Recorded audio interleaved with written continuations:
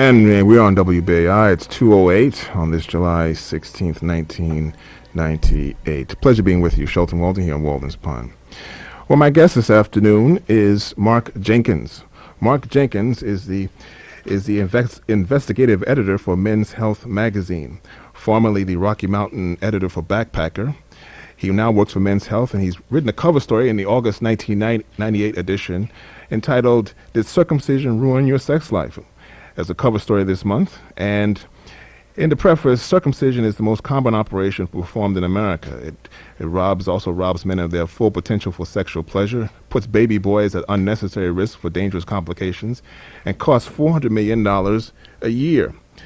Almost all the reasons for circumcision are based in myth, Mr. Jenkins said. And even doctors admit that it isn't medically necessary, but every year over 1 million boys are circumcised. And he's written this article, complete with pictures, in the current issue of Men's Health magazine. I welcome him here on WBAI. Thank you very much for being here. Thanks, Shelton. Happy to be here. You're welcome. And thank you for being here in the studio. You're here all the way from Wyoming. Also, I want to alert the audience that Mr. Jenkins is also the author of a relatively new book entitled To Timbuktu, A Journey Down the Niger River in Africa. And, of course, his work has appeared in many publications, including GQ, Playboy, and Reader's Digest magazine. We'll be talking a little bit about that book as well, and some of the interesting adventures you had in Africa, and as it relates to this issue of circumcision. This article actually is one of the first articles of this type to appear in what you would call a mainstream publication. That's true. Tell us about it, and what is the genesis of this piece? Actually, I saw circumcision as an issue for many years, both male and female circumcision. And having lived and worked in Africa over the years, it came to my attention that it's a very common procedure in America. In fact, once I started doing the research, it turns out that circumcision is the most common operation performed in America. And so I suggested the story to Men's Health, and I said, I'll go into it without a pro or a con position. I'll just research it. And they whatever I come out with, I'm going to write it. And they went for that. Very good. We've, of course, on this program, we've talked about this issue many times here. We've looked at it from the legal, the medical, cultural aspects of this procedure. This particular issue, this particular article, and the way the magazine did it, it's very graphic. It doesn't pull any punches, particularly doesn't pull any punches. Not at all. Shelton. This is the first time I've seen pictures like this in a major publication showing the baby on the circumstraint being circumcised. And the question in the article is it necessary? And just tell us what are some of the things that you found in the course of researching this? Well, let me first address the pictures. We talked a lot about that because they are very graphic, but then extremely graphic. Yeah, the way the story is written is that I said, okay, if I'm going to write this story, I want there to be a story in there where I actually describe what happens when a child is circumcised. Most parents do not see this operation. The child is taken away, circumcised, and brought back. So they have no idea what's going on. Secondly, most circumcisions in America are still performed without anesthetic.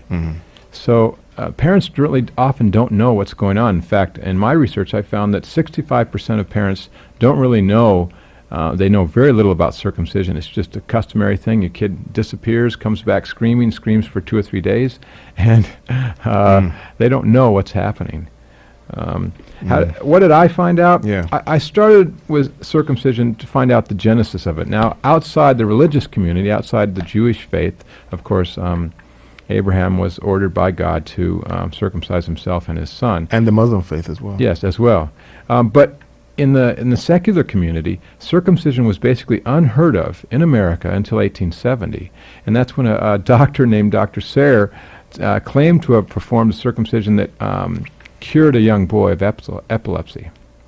And he subsequently went on to say that circumcision could cure all sorts of things: backaches, elephantitis, typhoid. And so the first 30 years of circumcision in America outside the religious community was done kind of as a systemic cure for all sorts of ailments. By the 19th century, turn of the century that is, it was quite clear that circumcision was not curing any of these these ailments.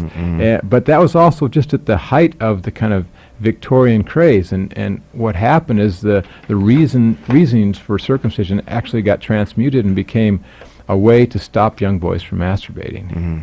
And that stuck around for a long time. That was that lasted from about the turn of the century. That reasoning lasted for almost 50 years, until about World War II. After World War II, it was quite clear that circumcision was not stopping young men from masturbating.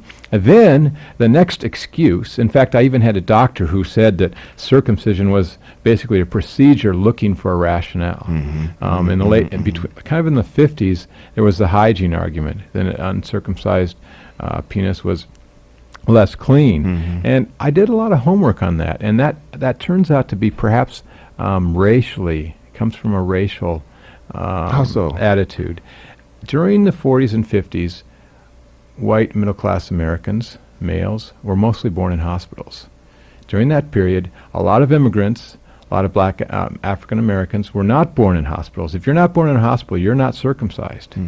So the whole issue became kind of subterfuge, sort of a very subtle racial issue. And it wasn't until the 70s where it was clear there wasn't a hygiene issue, it wasn't masturbation, it wasn't going to cure epilepsy, that some doctors began to claim that it would cure penile cancer, even cervical cancer. Well, I went through all the journals around the world, medical journals, and found that that's not true either. So in the end, it turns out the circumcision, outside the religious reasoning, it's not based on any medical facts at all. It was a cultural procedure, not unlike, in many ways, the cultural practice of female circumcision in West Africa. Yeah, which you encountered when you were over there during your travels.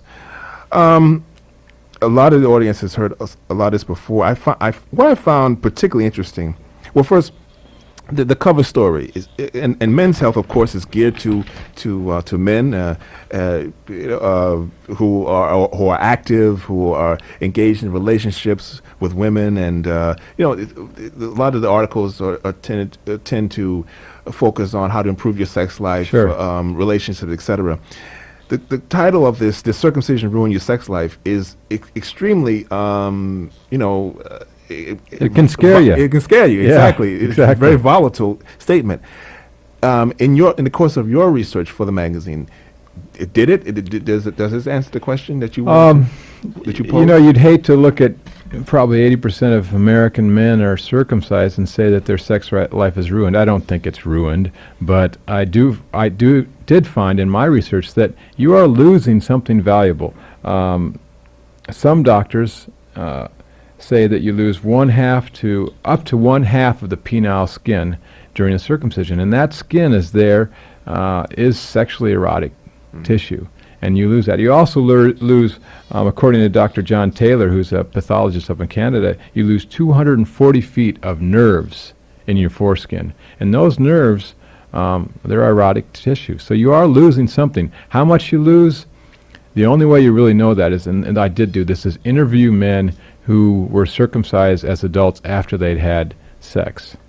And invariably they claim that sex is not as enjoyable after being circumcised. That's what they claim. I've heard that, and I tend to agree. But there are men out here who say, just to play devil's advocate, there's a lot of men who, when asked this question, will say, "Well, it hasn't affected my sex life," and they think this is no big deal. That there's a lot of people who will say that this is a case of a lot of men whining and pining over something that is just nondescript and it's ethereal. That how do you know? I don't think you can know, and it's certainly you can't look back. Most American men were circumcised, and they can't look back, and they have the sex life that they have, and they can prove that through other ways. Although there are men who are trying to regain their foreskin. You might have heard of this. Yes, the restoration movement. The restoration movement, and I don't know if that's really necessary. I would not jump to conclusions that if you have problems in your marriage or your relationship, the sexual problems, that it's due to circumcision. The point really is this a necessary medical procedure? Okay. If it's not, why is it done? And that's what I was looking into. Right.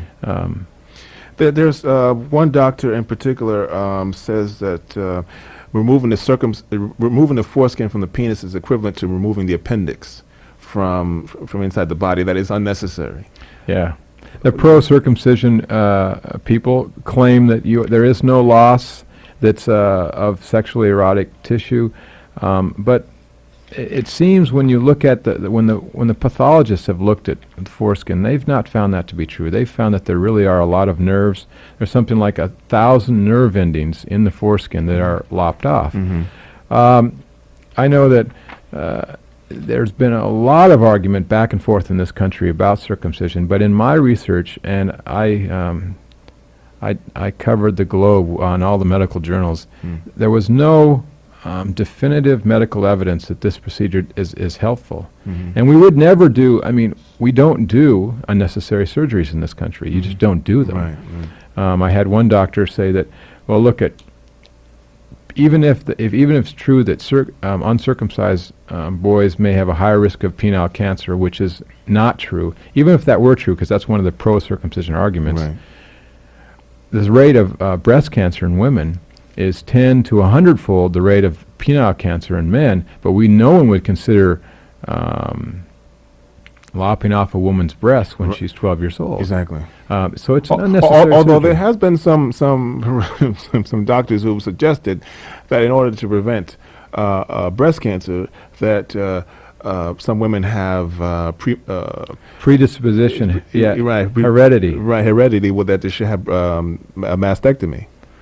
Right. Yeah, that's a very radical procedure that only if you're basically 90%, 100% sure that you will get breast cancer should that be done. Mm-hmm. And that's just not true with men. Even the general population, penile cancer is less than 1% of the population, and it only occurs in older men. The interesting thing about the penile cancer argument, Sheldon, is that you find that penile cancer rates are higher in America than they are in other countries that do not circumcise their children. For instance, we have about twice the penile cancer rate here in America, where most people are circumcised, than in Northern Europe, for instance, Scandinavia, Norway, Sweden, Finland, and they do not circumcise any of their children. In fact, this is another thing that most Americans your listeners probably know, but 85 to 90% of the world's men are not circumcised. America is one of the last countries that's still performing this procedure. Canada and Australia, the circumcision rate has been dropping dramatically. And on the west coast of America, circumcision is dropping dramatically. So I think it's a historical anomaly, and I think it will disappear outside the religious community. You talk with Dr. Ronald Goldman, who is the author of several books, including Circumcision, The Hidden Trauma, and he says that circumcision, there's a lot of hidden rage and hidden trauma as a result of circumcision in this culture. Do you think, can you guess, make a somewhat of a supposition that a lot of the violence, maybe some problems in relationships, rage, trauma as a result of circumcision that spilled into relationships? That's again, a cause and effect thing is very hard to speculate. I will say, however, that the old argument that one of the arguments used for circumcision by doctors and nurses for many, many years. In fact, I heard this argument from a nurse while I was witnessing a circumcision.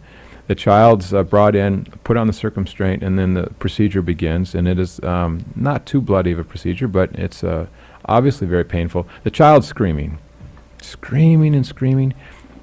About midway through the procedure, the child completely stopped screaming. And the nurse turned to me and said, well, look, I told you that it's not that big a deal. Kids don't feel the same kind of pain that we feel. Well, I looked into that issue. It turns out that what's really happened is that child has gone into shock. That's why they stop screaming. It's not because they don't feel anything. And it only makes sense. Anybody who's a parent, and I'm a parent, and if you have children, you see that they feel everything every adult feels. And of course, pathologists have now proven that in fact the skin on the penis is probably some of the most sensitive skin on the body. So the whole argument that they don't feel pain It's not true. They feel enormous amount of pain. And some people do believe. I interviewed a doctor named Dr. James Prescott, PhD of Institute of Humanistic Studies. And he claims that circumcision causes such traumatic pain in newborns that it may have damaging, lasting, detrimental effects into our society. I'm not sure about that, but that would be very difficult to prove medically. And what I looked at was primarily the medical facts. I was talking with a parent yesterday about this issue, and they were talking about a conversation they had with a neighbor of theirs, and their son was circumcised at 3.5 years old, and they took the child in for a routine examination, and they said that the child needed a circumcision because he was in risk of getting a urinary tract infection. Right. And they did the circumcision, and the boy was afterwards was in pain, was crying, bleeding, etc. And it was very traumatic to see this boy like that. And they're wondering if they're going to did the right thing. Did the right thing. Well, most people take the counsel of their physician. Right. And there is some evidence to show that there's a very, very slight increase in the probability of UTI infection if you're uncircumcised. Even that evidence, though, is counterbalanced with other evidence that shows that there may be a higher rate of other forms of infection. As you know, once you're oftentimes circumcision is done when the baby's less than 24 hours old. Right.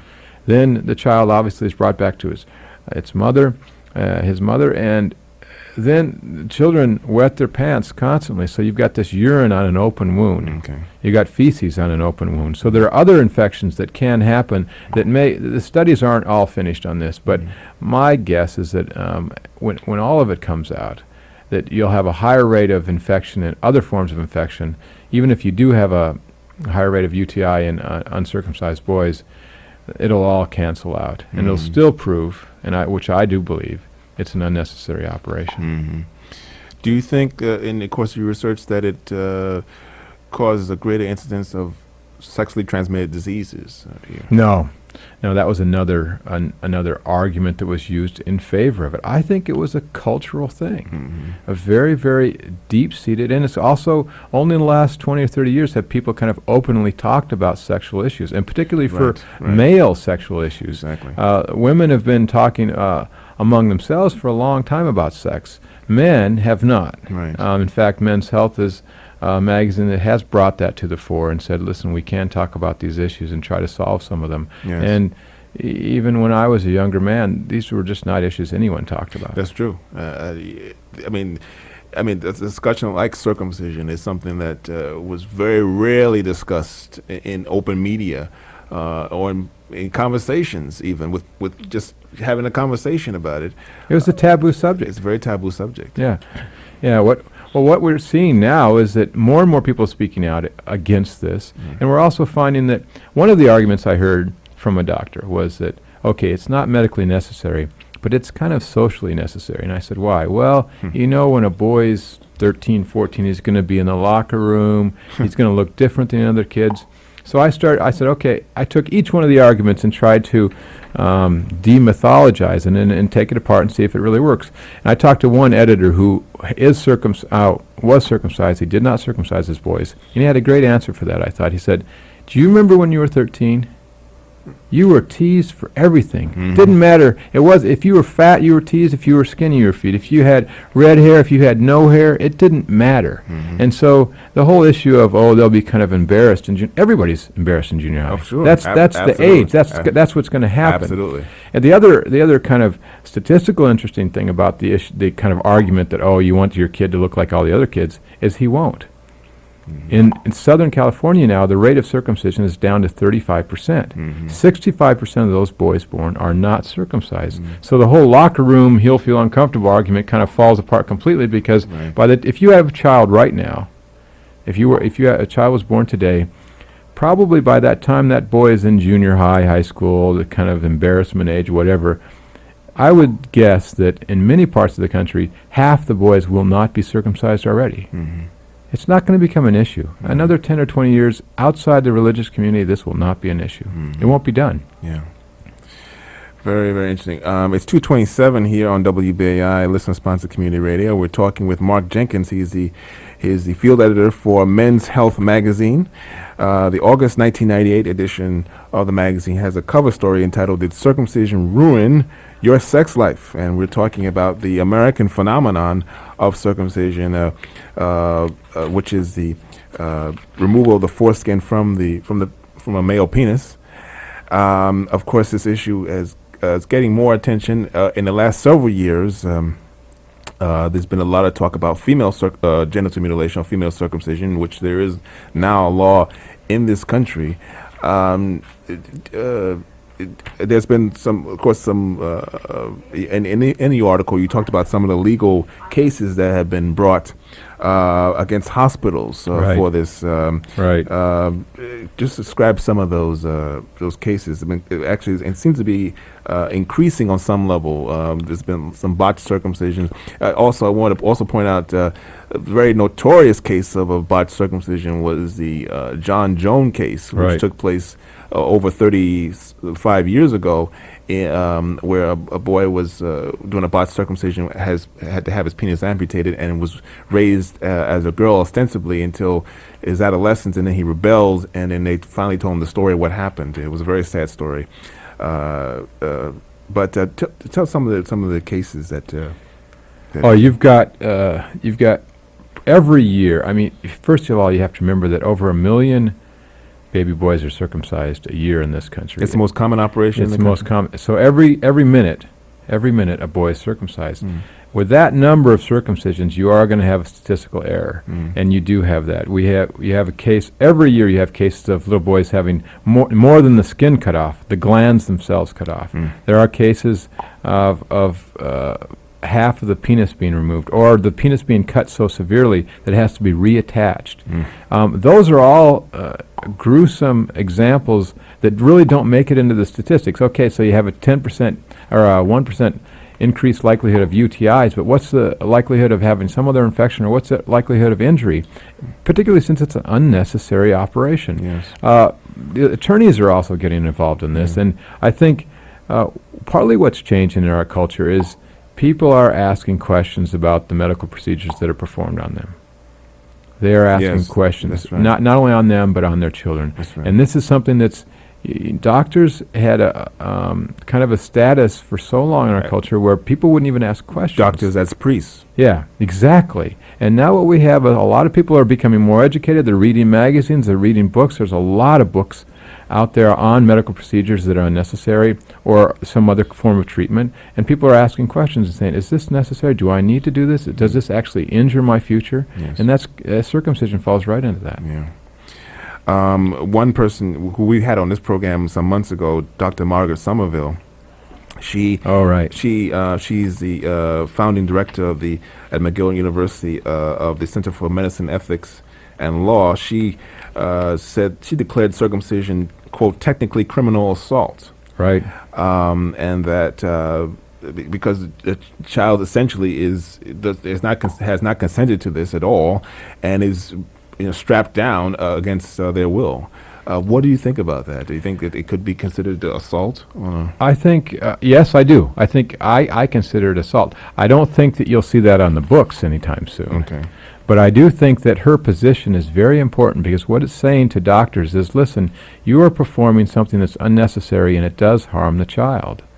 If there's not, as she says, if there's not therapeutic intent, then circumcision becomes an unjustified wounding, and I agree with her completely. Therefore, I think doctors are going to begin to think twice about performing this surgery routinely, particularly when they don't fully inform the parents, because it's just a malpractice suit waiting to happen, particularly if they don't say enough to the parents about what this procedure really is, what happens, whether they use anesthetic, whether they don't use anesthetic, and what the long-term consequences of being circumcised really are. And most doctors don't take that time. Yes. Even the pro-circumcision doctors admit that circumcision should be fully explained to the parents, and that's not happening. That's not happening at all now. No. In fact, you can talk to a lot of parents who just even the woman may still be groggy. She still may be kind of recovering from the birth itself, and the child's taken away and comes back circumcised. Yes. That's still very common. That's right. And they may have signed something. They don't know what they have signed. Sure. They may rush into the hospital. You sign lots of things when you go into a hospital. right, You sign that's 15, 20 different forms. You don't know what you've signed. Most of the time, you're just trying to make sure it all ends up on insurance anyway. Right, exactly. And I think we're in the process of change in this country in terms of circumcision. Yeah, and changing general body awareness about issues and the whole issue about a patient's bill of rights, which is gaining more credence and more currency in the country. The two political parties are fighting over this with the HMOs, the health maintenance organizations, about this. So maybe there will be some good to come out of this. Well, Shelton, there's an interesting point about HMOs and insurance with regard to circumcision. Is in England, circumcision before World War II, the circumcision rates in England and in America were roughly the same, very high. In the 80s. After World War II, they have socialized medicine, and they had a task force that looked at circumcision in England and decided that they could not prove medical necessity for circumcision. Therefore, circumcision was not covered, was not a covered operation in their social health care system. What do you think happened?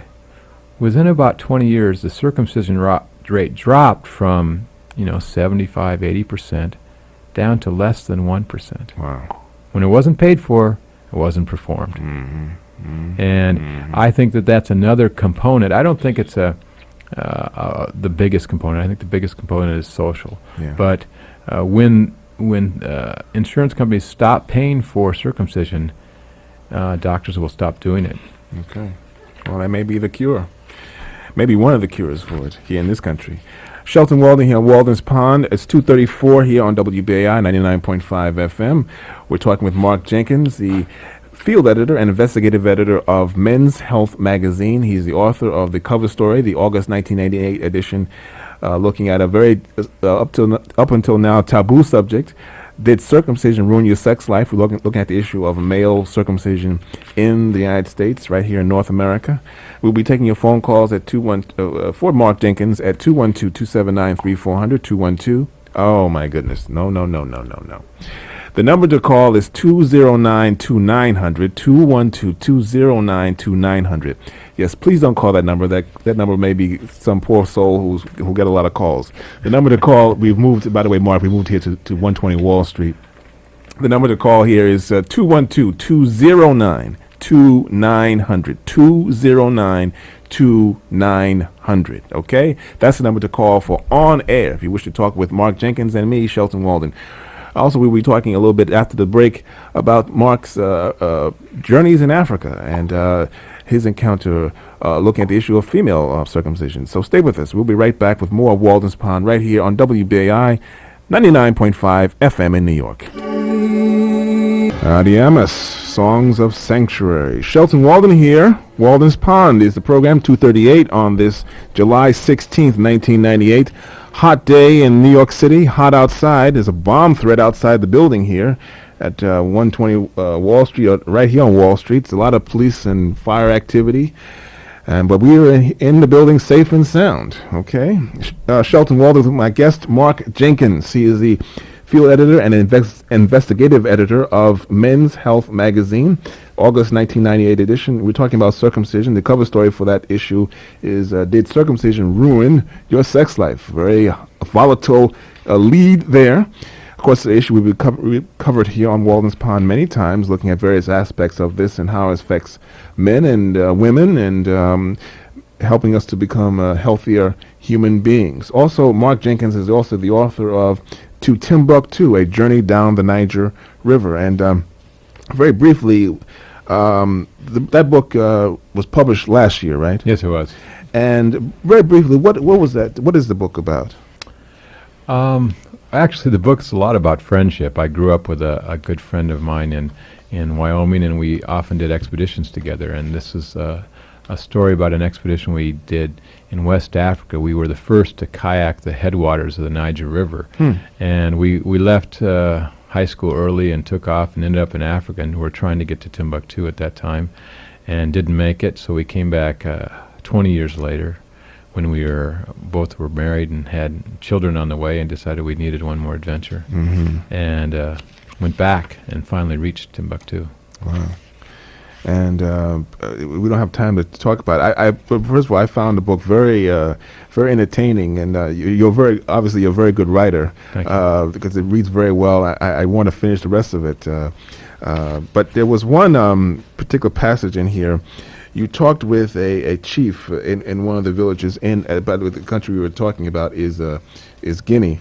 You talked about with the chief about female circumcision, and because you noticed that.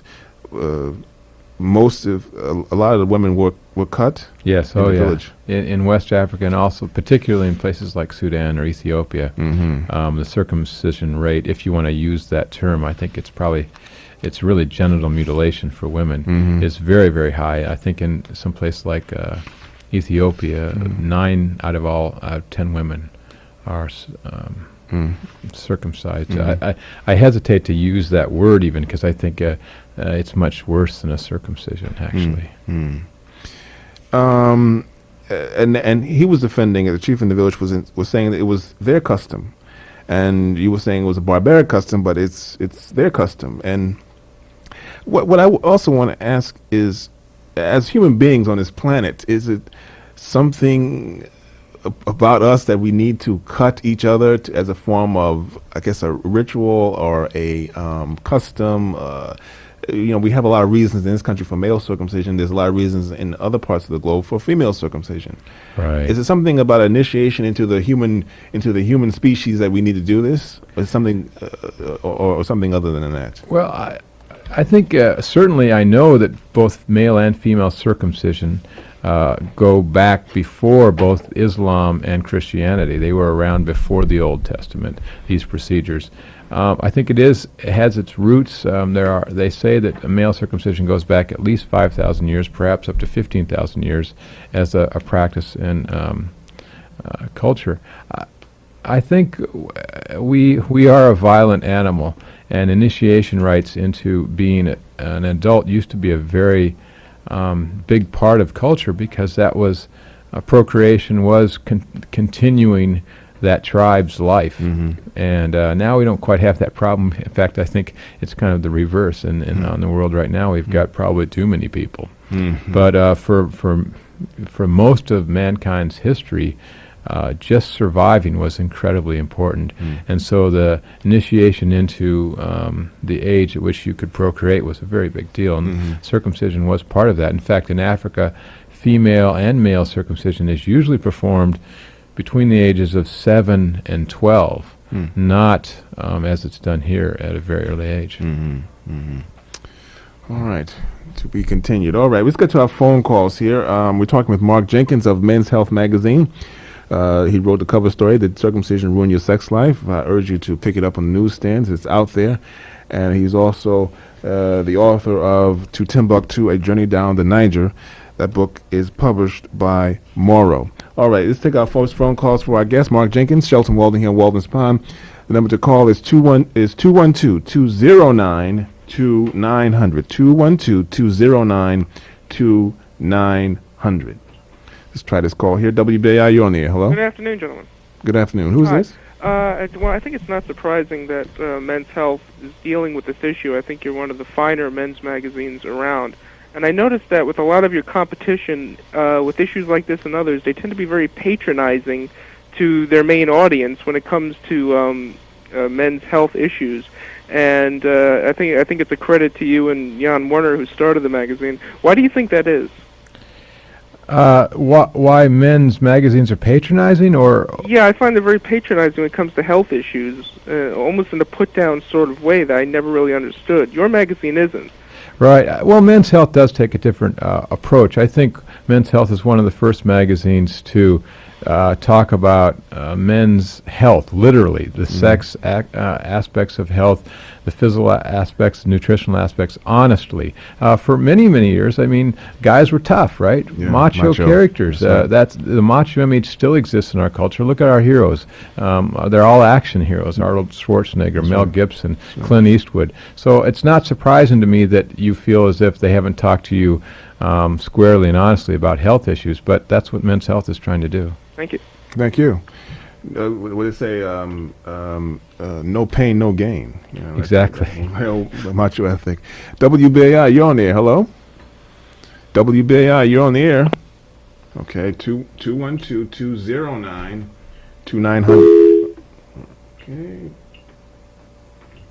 WBAI, you're on the air. Hello? Yes, hello. Good show. I have a couple of questions. Yes, who's calling? Jack. Hi, Jack. I wanted to find out, the men that you interviewed that did decide later on in life to have the circumcision, what was their main reason for wanting to do this? That's a good question. Thank you. Usually it was some kind of surgical necessity, or their physicians in some way claimed that it was a surgical necessity. The men that I interviewed, most of whom were kind of upset about the fact that they are circumcised later in life. Some of them are now restoring because they feel like it was an injury to them. None of them seem to have chosen it just because they wanted to fit in. Almost all of them had some kind of, were at least told by their physicians that it was medically necessary. I see. One or two other questions. I'll talk fast. And in regards to the enjoyment aspect of sex, Right. Are you saying that the enjoyment is dissipated because of circumcision? Or let me just a couple more things, Sure. and you can talk. Or is it ejaculation would be slower, quicker? You could have more times of ejaculation, length of time would increase, decrease, etc. Could you just elaborate on all of those subjects? Sure. I'd be happy to, Jack. Thank you for calling. You want to hang up, or? Yes, thank you. Sure. I'd happy to talk about that. Uncircumcised men, this will become technical for those of you and perhaps somewhat graphic, so bear with me. Uncircumcised men, the glands of their penis are actually covered by the foreskin, and that keeps them sensitive. It keeps the glands sensitive, and thereby it's always moist, it's always, it's basically protected by the foreskin. Circumcised men, the glands are exposed all the time. They rub against the underwear. It dries up, and there actually is a medical term called keratination. It's hard to say, but that means basically you're developing calluses. The skin has become rough, and it's less sensitive. So sexually, uncircumcised men, the head of their penis is more sensitive than circumcised men. So that's where the enjoyment issue comes into. And basically, I did interview many men who felt that once they were circumcised, and they were circumcised as adults, that they lost sexual sensitivity, and that's what it's all about, isn't it? Okay. Thank you, Jack, for calling. Very good question. WBAI, you're on the air. Hello, from Mark Jenkins. Hello? Yes, you're on the air. Hi, Sheldon. It's Lori from Hudson Valley No Circle. Yes, good afternoon. How are you doing? Good. Thank you for that excellent article. No problem, Laura. Thanks for calling. A few things. First of all, the number for EarthSave, which, Sheldon, I didn't hear you give out, Oh, yes. is 914-732-7392. That's this Saturday at 6 o'clock at the Methodist Church in Pleasantville. Yes, it's featuring Robert Cohen, Right. who is the author of Milk the Deadly Poison. Exactly. Now, the other thing that you pointed out on your interview today is the fact that parents are given this information often not until after the birth of their child in the hospital. That's true. And I'd like to encourage, if there's anyone in the listening audience who now regrets having allowed their child to be circumcised, that they go back to their health practitioner, the doctor, the midwife, the childbirth educator, and let them know that they wish they had received accurate information during their prenatal visits. And I would like to know if either of you have any other suggestions in what we can do to make this happen more often, instead of the fact that the information is not given until the end. Well, actually, there's one thing we can do right now, and that is give the web address for NoCirc. Oh, I have yes. that right here. Sure. It's www.nocirc.org. Okay. And for those of you who are out there listening, write that down. If you don't know much about circumcision, look it up. You'll find out a lot about it. There's also the Circumcision Resource Center. They've got their own websites, www.circumcision.org. All those are easy to remember. And both of them have phone numbers, too. Circumcision Resource Center is 617-523-0088, and NoCirc, at least on the West Coast, is 415-488-9883. So that's a start. Those of you who don't know much about it, get educated. Okay. The other one thing I'd like to add for couples who are involved in this decision before, once they're pregnant, is that often the woman is intimidated to discuss it because the husband gets angry and says, I'm fine, and we're doing it. Right. And I would just like to let women know that I speak to many mothers who regret this years, decades after they allowed it. And to not back off here, to get their information and hold firm, as I had to do with my son. But I have an intact child now, and I'm proud of it, although it was very hard to go through that uncomfortable part when you have a family who is not agreeing with you.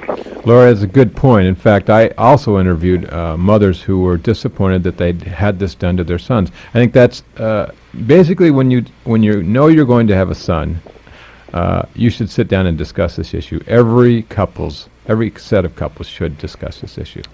Okay. And they should see a video and see the slides and see the pictures that are in Men's Health in August 98, because once the words don't describe exactly what happens. It's true. And once they've seen, when I saw a video, that's when I went public on this issue, because it was so strong that I knew I had to share that information. Okay. All right. Thank you. Thank you, Lori. Bye-bye. Bye-bye. Bye, Sheldon. Lori Evans. We're on WBAI 251, Shelton Walden here on Walden's Pond with Mark Jenkins of Men's Health. Go ahead. Hello? Yes. I was inducted in the Army during the Second World War. Mm-hmm. And within a few months, I developed genital warts. Before I knew it, I was scheduled for an operation, and I had the circumcision done. I wonder what the state of knowledge about the lack of necessity for that way of dealing with the problem was at that time, and what, if any, claims I have against the U.S. Army for malpractice or whatever. Well, they used to call them short arm inspections, I understand. Yeah, that's right. I wouldn't know what kind of claims you can have, although I don't know what the cures for genital warts during World War II were, although circumcision may or may not have cured genital warts, because genital warts can spread, and so just because you have the foreskin taken off doesn't mean that you could not develop genital warts someplace else on your penis or in the genital area. So that would not necessarily be a cure anyway. Whether or not you have some kind of claim against the government, I would be surprised. It was a long time ago. It was a very common procedure. Most men who weren't circumcised before they went into the service ended up circumcised. So it'd be a tough fight. But what was the state of knowledge about circumcision? Any idea? Oh yeah, at that time, circumcision was considered a medical necessity. That it was good for hygiene. That it kept your penis cleaner. That's subsequently proved to not to be true, but at that time everyone believed in circumcision. The doctors believed in it. In fact, they believed in it right up until this very day. There are many doctors who still believe in the procedure. So that was part of good medical practice. That's right. It was considered appropriate. Okay. Thank you. Thank you. Thank you for calling. Right. Bye-bye. As you mentioned, I was reading there's a very extensive history being done by Frederick Hodges on this issue. That you mentioned by black soldiers during World War II were subject even more so to this, because it was seen as more promiscuous, even more unclean during that time as well. WBAI, you're on the air. Hello? Hi. My name's Anna from Queens. Yes. I tell you quite honestly, as a mother of two men, I can tell you there doesn't go by that I regret I'm having done that. They're 18 and 22 now. The knowledge of what I've done, I feel terrible. The society stigma against not doing it, even just 20 years. I'm sorry, ma'am. Could you just speak up a little bit? I'm sorry. The stigma of the society toward the people that don't do it. I mean, most men drop their pants, and the woman finds out that they haven't been circumcised, and they think he's a mutant or something. You know, I mean, it's an ugly thing. Right. In other words, these are the things that were taught. This, unfortunately, is a learning process that needs to change. That's right. You're correct. Absolutely. Thank you. Absolutely. Thank you. Thank you for calling, ma'am. I'd never, if I could have them again, I would go through the labor pains all over again, just not to do it. Thank you for calling. Thank you, ma'am. Let's try a couple more calls here. It's 2:54 here on WBAI. You're on the air in Walden's Pond. Hello, my name is Grant, and I'm from Manhattan. Hi, Grant. How are you doing? Yes, just fine. I found out about circumcision through WBAI, and I had my daughter. I had to talk to my daughter. She was having a baby, and I got her not to have her son circumcised. And one of the ways I did it, I bought a book for her, Say No to Circumcision, by Dr. Thomas J. Ritter. Yes. Yes. And it has 40 compelling reasons why you should respect his birthright and keep your son whole. That's right. And it convinced her, because kids have been known to die on the operating table from circumcision, I understand. That has happened, and certainly mutilation has happened more frequently. I understand also that Princess Di refused to have her boy circumcised. Is that true? Yeah, I heard that on I- WBAI also. Yes, I believe that is true. Yeah, and I can imagine the fight she must have went through with the royal family. There was an enormous fight over that. On this Yeah. It's actually in a book Uh-huh. about the royal family. I forgot the Diana No One Knows. Yes. I think it's listed in there. It's documented in there. Yes. Okay. Okay, thanks for everything, and keep up the good work. Thank you, Thanks for sir. calling. Thank you, sir. All right, we're out of time, Mark. The time has gone by so quickly. First of all, I just want to say I want to congratulate you for a great piece. Thank you. I think everyone within the listening audience should go out and buy this magazine. It will definitely improve you and raise your IQ level about 30 points reading this article, because we need to be healthier people, and this definitely helps us to become healthier and more wholesome people. So I want to thank you. Thanks a lot, And Shelton. thank the magazine for the courage of printing it too. Yep. You have any final thoughts before we go here? I think, again, just people who are going to have a boy should look into the issue, study it, and you'll learn something. You'll find out that it's not medically necessary. It's just custom. Do you want to follow that custom, or do you want to set your own path? Yeah. Mark Jenkins, thank you. Mark Jenkins is the author of the August 1998 edition of issue, the cover story, Did Circumcision Ruin Your Sex Life? He's also the author of To Timbuktu, A Journey Down the Niger, published by Morrow, and he's been my guest here on Walden's Pond this afternoon. We've been talking about the American phenomenon of circumcision.